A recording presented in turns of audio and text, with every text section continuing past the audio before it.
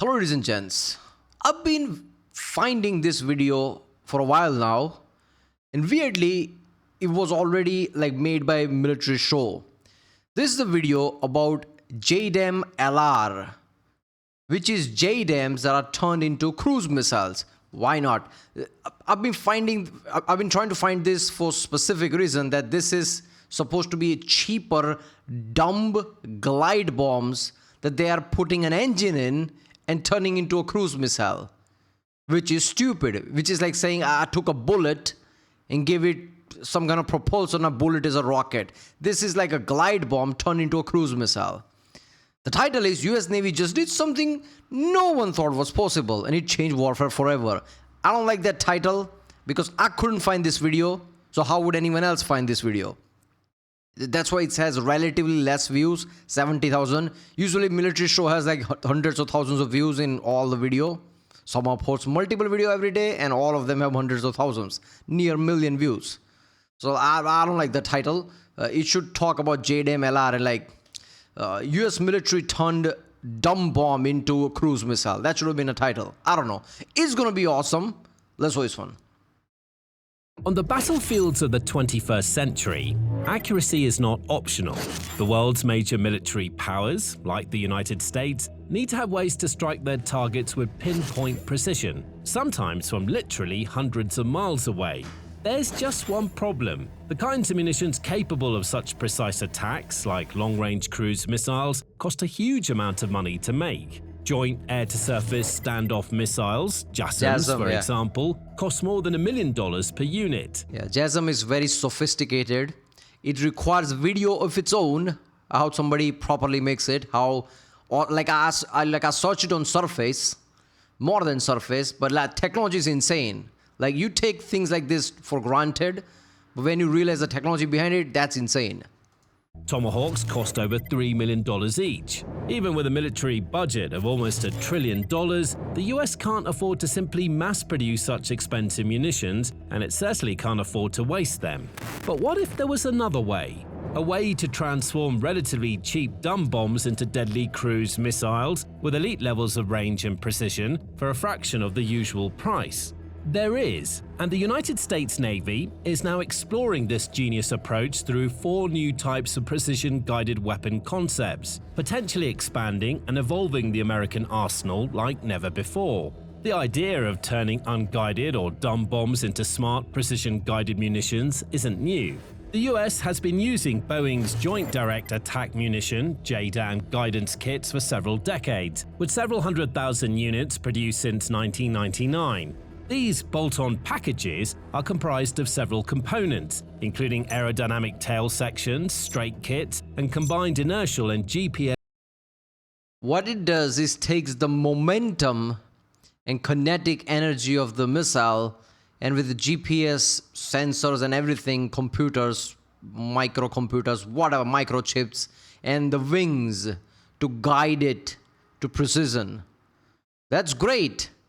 But that is not come close to putting an engine in and make it a cruise missile cheaply, which is what they're trying to do. Guidance control units. When affixed to a simple unguided bomb, like a 2,000-pound Mk-84 for example, the JDAM dramatically increases its performance and potential, enabling aircraft to strike fixed ground targets with exceptional accuracy. To be more precise, JDAMs have been proven to improve bomb accuracy to within 16 feet or 5 meters of their intended targets. Plus, since they both 16 feet is nothing, so when that bomb hits, it's accurate. Use GPS and inertial navigation to strike their targets, they can be used in all weather conditions, unlike dumb or laser-guided weapons, which typically require clear skies for effective usage. JDAMs also have the benefit of compatibility with most US combat aircraft, including F-18 and F-35 fighter jets and B-2 bombers. But perhaps their biggest and best advantage is their affordability. JDAM kits cost between $21,000 and $36,000. That's a tiny fraction of the 7-figure price tags typically attached to cruise missiles. What's more, the US has vast stockpiles of dumb bombs just waiting to be converted into smart, Yeah, you never compare a glide bomb, dumb bomb, whatever, to a cruise missile. because that's the difference. Glide bomb, that's what dumb bombs are, because they glide, they don't have propulsion. Cruise missiles have propulsion. So if you add that somehow cheaper, like, that's just insane. Precision-guided munitions and unleashed on the country's enemies. In the 2000s, Boeing took the JDAM concept further, developing the JDAM Extended Range, or JDAMer, a new version of the original JDAM kit that allowed bombs to glide much greater distances of around 45 miles or 72 kilometers. That's 3 times further than the original JDAM, or around the same operational range as M142 HIMARS rockets. Ladies and gentlemen, introducing latest technology, extended range. Yeah, we gave it wings. We stapled wings. It works. It's an impressive distance, but it still pales in comparison to the likes of the JASSM cruise missile, which can travel several hundred miles before striking its targets. Fortunately, Boeing had something else up its sleeve, an even more powerful JDAM kit with a range to truly rival some of the world's best missiles. Introducing the Joint Direct Attack Munition Long Range, or JDAM LR. Boeing first laid out the concept for this kit back in 2010, when it proposed adding a jet engine tail kit to the existing JDAMer package. At the time, the US military showed little interest in the idea, but by 2020, things had changed. Then in April 2026, the US Navy announced it had carried out successful flight tests of the baseline JDAM LR, which, according to Boeing officials, includes a TDI J85 turbojet engine that allows these brand new smart bombs to travel far further than previous models, with a base range of around 200 nautical miles, 230 miles or 370 kilometers, and the potential to go even further. Are we already in world? We just added a turbojet engine, screw it, why not? Yeah, well, go to original page and from there support this channel, ground news, forces, military show. For yourself. The baseline JDAM LR is also set to be the foundation for 3 additional variants of this guidance kit, each with its own benefits and purpose. There's the Decoy JDAM LR, for example, the Quick Strike LR, and the Maritime Strike LR. The incredible range of these weapons brings the JDAM to a whole new level of performance, allowing the US to turn dumb bombs into highly precise standoff weapons that can be launched from relatively safe locations far from enemy. Exactly. Why use a cruise missile when you can use a glide bomb? Because you can do it from far away. Remember that thing where Pakistan shot down Rafales? Now, I don't know how accurate they're, like, I didn't follow it up. I'm sure that's true. The Rafales got shot down. Now they used hammer. They used hammer glide bombs, which has a different name. It's basically the same bomb Ukraine used in Russia recently, a month or so ago. You probably heard of the news, like French-British joint-made bombs. The same one, but there's like an acronym or something. I don't know. Hammer and Scalp. India used 2 of those things. Scalp is a cruise missile. Stealth cruise missile, like JASSM, probably.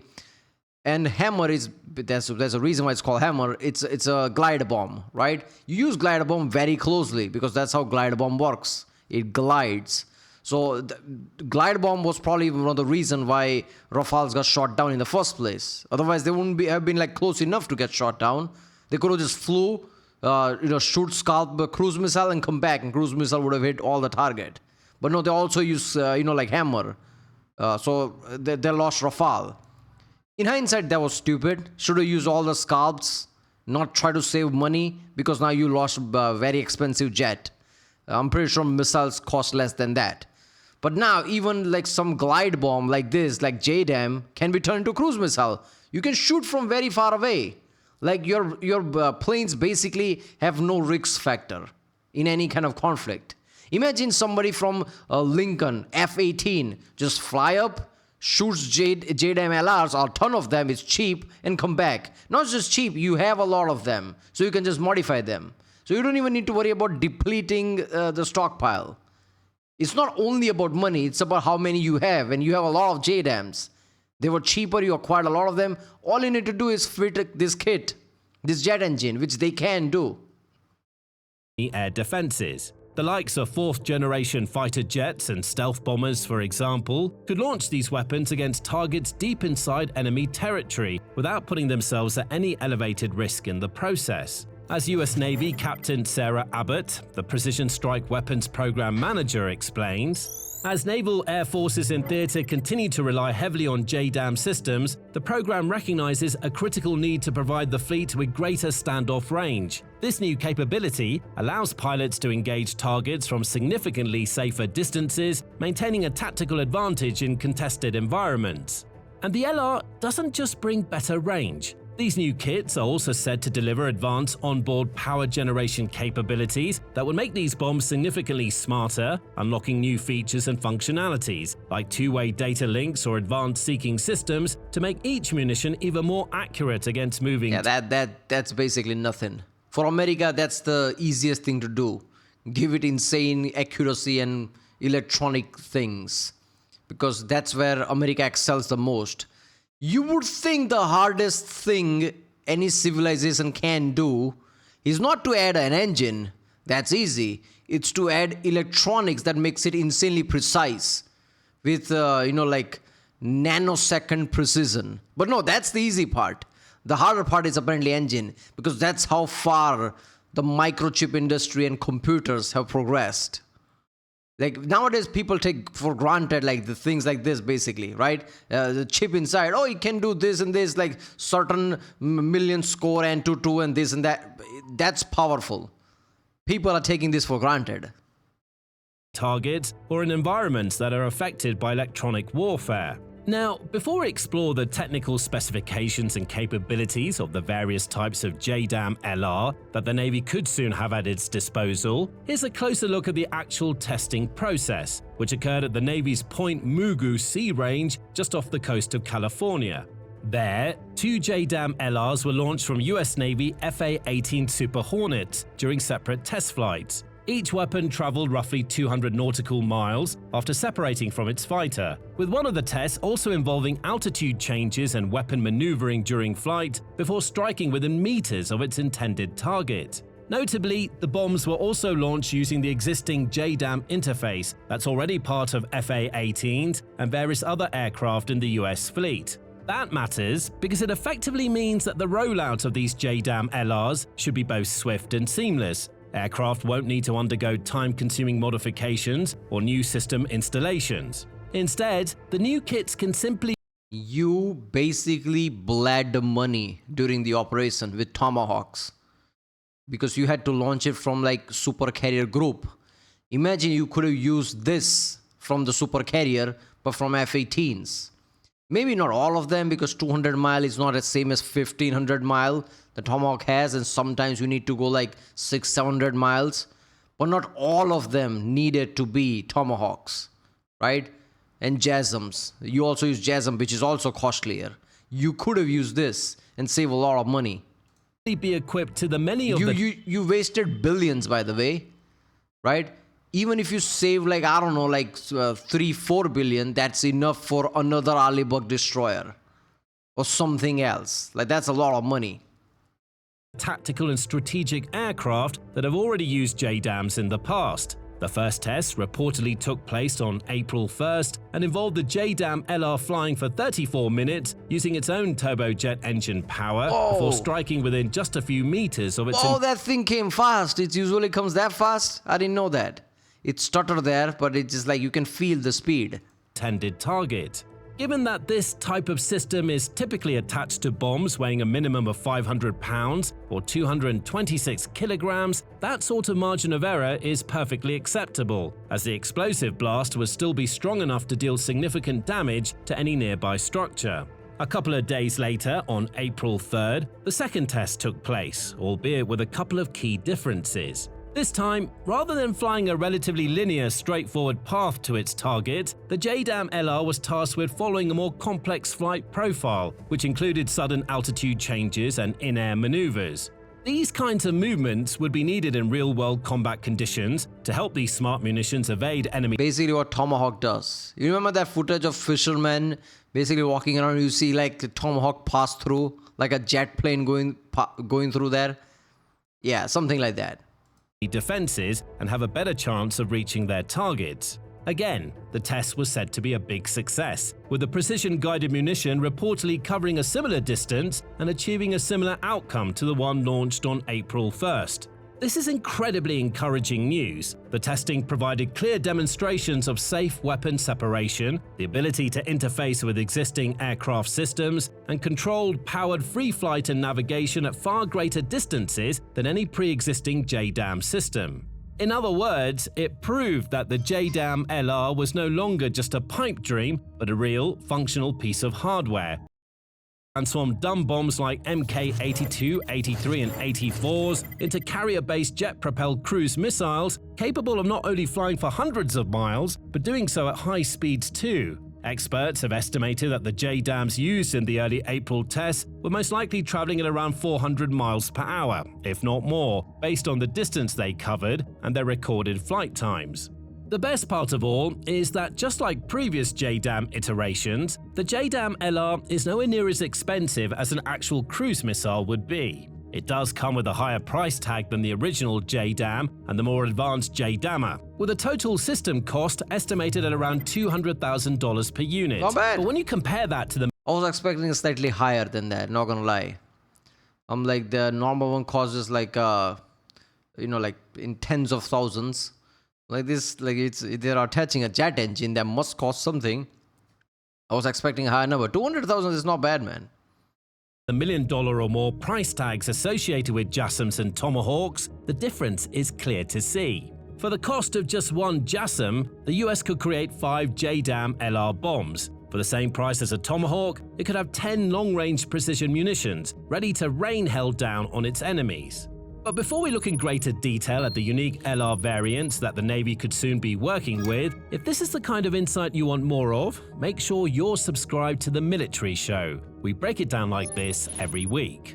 Now, the baseline JDAM LR is already extraordinary, with the potential to give once dumb 500 bombs an operational range in excess of 300 nautical miles, or 345 miles or 555 kilometers. But Boeing clearly intends to push this technology as far as it can, and in a wider range of ways than experts initially imagined. The first of the 3 additional variants of this system is the JDAM LR Decoy. As the name implies, this weapon won't actually be used for attacking targets like air defense systems or infrastructure, but is instead designed to confuse the enemy or potentially lead them into wasting their own $1 million missiles to deal with the perceived threat.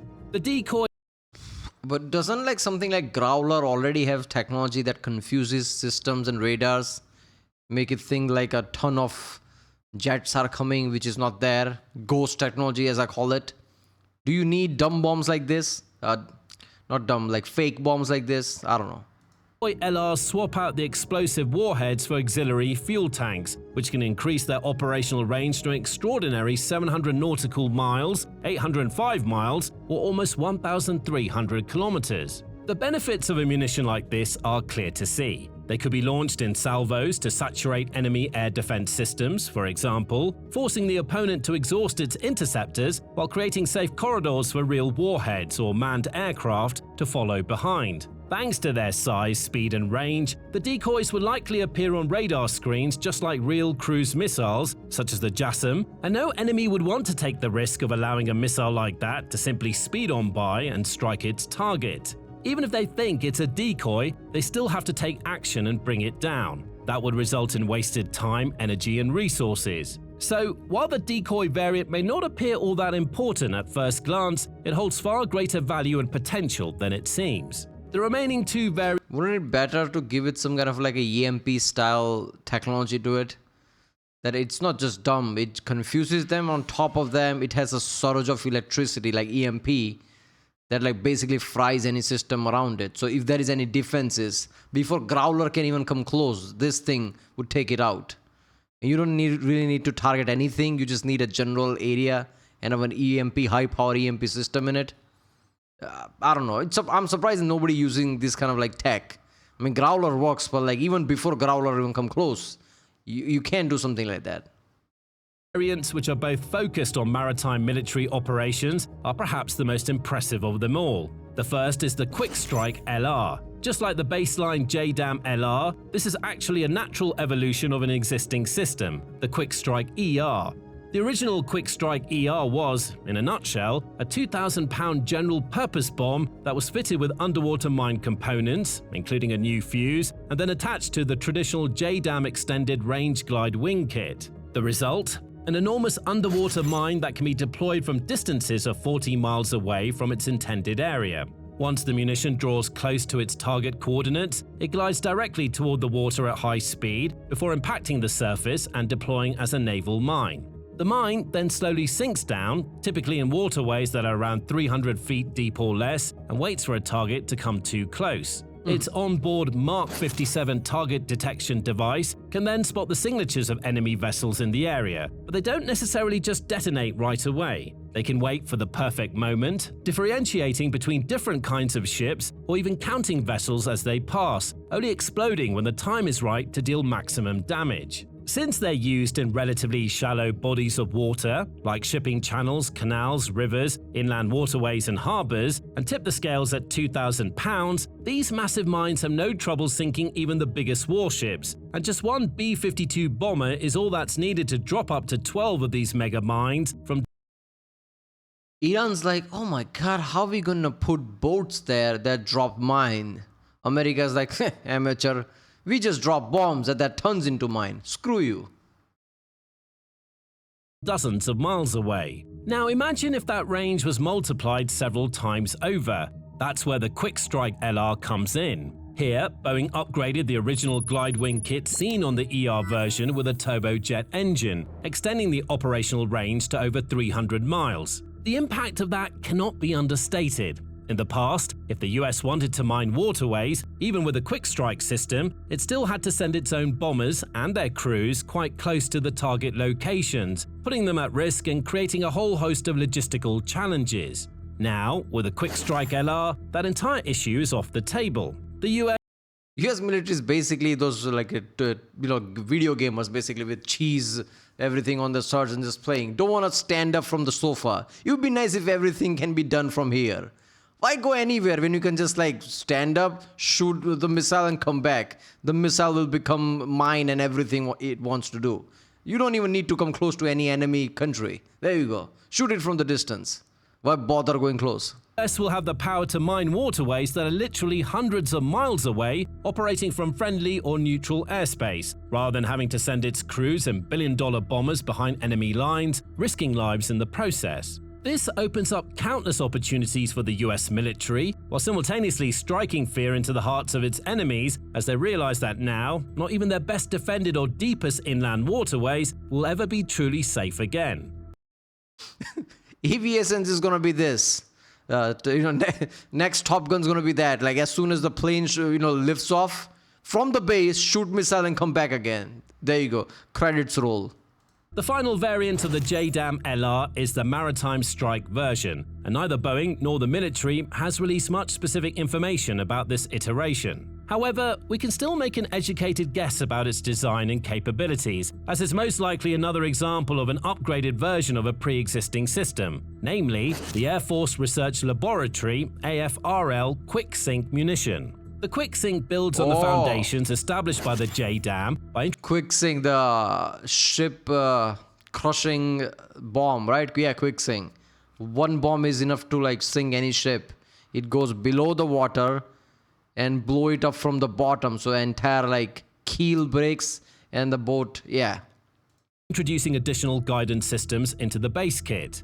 To be more precise, it replaces the nose section of the munition with a multi-mode seeker package that combines radar and infrared imaging capabilities into a single integrated system. What this means is that while conventional JDAMs are usually only effective at striking fixed targets at specific locations, the Quick Sync can use its JDAM guidance systems to reach the general vicinity of a target ship, before switching to its radar and infrared sensors to find and then hone in on the vessel it's supposed to strike. In other words, I like as soon as the water settles and you just see some debris. There's no boat there. It works against warships that are on the move. It can actually calculate a ship's direction and rate of travel, adjusting its own trajectory accordingly to successfully collide with the vessel's hull just below the waterline every single time. It's an extraordinary piece of technology, turning what were once relatively basic ALQ-249 bombs into world-beating ship killers, with many military experts ranking the Quicksink among the most destructive anti-ship weapons in existence anywhere in the world today, right up alongside the likes of the Navy's Mach 48 heavy torpedoes. Just like conventional JDAMs, the Quicksink can be deployed up to 15 miles away from its targets. But if the Navy were to add JDAM LR technology to that same system, suddenly you're dealing with a ship killer that's not only remarkably reliable and precise, but with the range of a cruise missile, using its glide wings and turbojet engine to reach targets that are potentially several hundred miles away. None of this has been officially confirmed, but several experts believe it's the most likely outcome based on what we know so far. On top of all of this, it's worth reiterating that the new JDAM LR technology introduces the ability for these precision munitions to generate their own electrical power thanks to their onboard turbine engines, which they can then use to support additional systems and add-ons such as more advanced seekers, communication links, and more. In other words, with LR improvements, JDAMs are set to become far smarter and significantly more capable than ever before. In addition, while the Navy's testing only involved 500-pound warheads, it's certainly feasible that the JDAM LR kits will also be compatible with warheads of other weights and classes. Based on that, one might assume that the old-fashioned JDAMs might be on the way out, but that's almost certainly not going to happen. There's plenty of room in the Navy's arsenal for all of these systems, the original JDAMs, the ERs and the LRs to coexist, as each one has its own distinct benefits and features. The originals and ER systems, for example, are much cheaper to make than the new LRs, and are still ideal for relatively short-range applications or in areas that aren't heavily defended by radars and missile batteries. The LRs, meanwhile, will be added to America's growing arsenal of standoff weapons, which tend to be most effective when used by more vulnerable aircraft in the opening stages of a conflict, when enemy air defenses are still online and operational. This is why it's so advantageous that all JDAM systems can work on the same aircraft. Yeah, the basically thing that matters the most before the conflict, basically what America did with Iran. That is the biggest single-handed ass-whooping ever in history. Like this, we're living through history right now. Decades from now, people will point to this time and how it was insane. The more and more detail will come out, the more and more thing will come out, the more and more fatality video will be made. Yeah, this was like one of the most powerful ass-whooping ever. This is for that. Before a country can even respond, if you just like destroy every ability they have, like that's basically like nothing left. And teams can easily install and remove different types of JDAMs quickly and efficiently, making life a lot easier for US commanders and a lot harder for America's enemies for generations to come. And JDAM LRs aren't the only thing that the US Navy has been testing of late. Watch this video to see how the world's leading naval force has also started equipping aircraft carriers with science fiction style laser systems to blow. Locust, okay. Yeah, what's this video? I don't know. Yeah, like a lot of tech is being like being finalized and added too. Like they were already working on all of these things, but because of Iran thing, they're like, well, it's time to like add to things.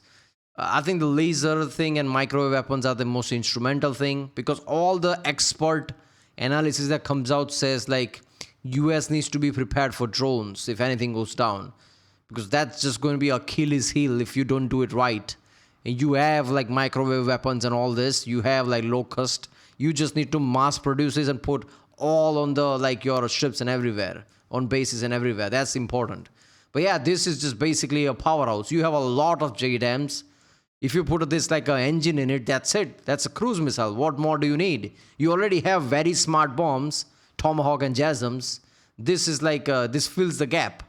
You don't want to use like most powerful bombs and like, like that's something that cost a lot just willy-nilly, which you did in Iran because you had no other option. Iran war cost a lot of money, man. When the, in the end, like invoice comes out in the end, it will be much bigger. But yeah, this is like pretty important. All right, well, there you go. If you like my channel, subscribe and I'll see you next time.